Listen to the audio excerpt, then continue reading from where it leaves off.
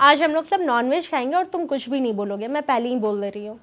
अरे क्यों, ये क्या बात हुआ? नॉनवेज ही खाएंगे? बात अगर ऐसा है तो फिर सोच लो, मैं जाऊंगा ही नहीं। क्यों, ये कौन सी बात हुई? किसी जीव को मार करके कैसे खा लेते हो तुम लोग? अरे तुम्हें किसने खाने को बोला है? तुम नहीं खाते हो तो मत खाओ। मत खाओ। मैं तो किसी को खाने से भी नहीं रोक सकता, पर लगता है कि क्यों करते हो तुम लोग ये ढोंग। अपनी मौत और अपनों की मौत तो बहुत ही ज़्यादा डरावनी लगती है, बाकी की मौत को तो एंजॉय ही करता है इंसान। मौत के स्वाद का मज़ा लेता है इंसान। आजकल बेजुबानों का मौत ही हमारा स्वाद बना हुआ है। गाय का, बकरे का, मुर्गी का, भैंस का, हिरन का, सूअर का, हलाल का, बिना हलाल का, ताज़ा बकरे का, तीतर का, मुर्गे का। किसी का पसंद भुना हुआ तो किसी को ग्रेवी लगाकर चाहिए, किसी को बड़ी मछली पसंद है तो किसी को छोटी मछली। सबके पसंद अलग अलग। किसी को हल्की आंच पे सेका हुआ चाहिए तो किसी को तंदूरी चाहिए। न जाने कितने कितने नहीं बल्कि अनगिनत स्वाद है मौत के। किसी बेजुबान निर्दोष का मौत और स्वाद हमारा। स्वाद के नाम पर कारोबार बन गया है मौत।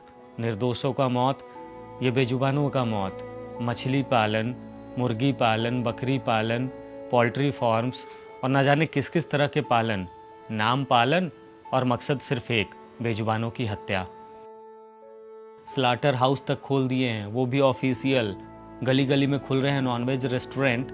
मौत का बिजनेस नहीं कर रहे हैं तो और क्या है? मौत से प्यार और फिर उसका कारोबार, वो भी बस इसलिए क्योंकि मौत हमारी नहीं है, बेजुबानों की है।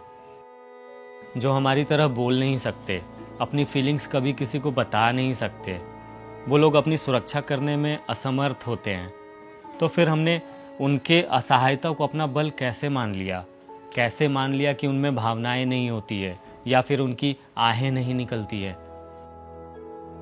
डाइनिंग टेबल पर हड्डियां नोचते माँ बाप अपने बच्चों को सीख देते हैं कि बेटा, कभी किसी का दिल मत दुखाना, कभी तुम्हारे वजह से किसी के आंख में आंसू नहीं आना चाहिए, कभी किसी की हाय और आह मत लेना।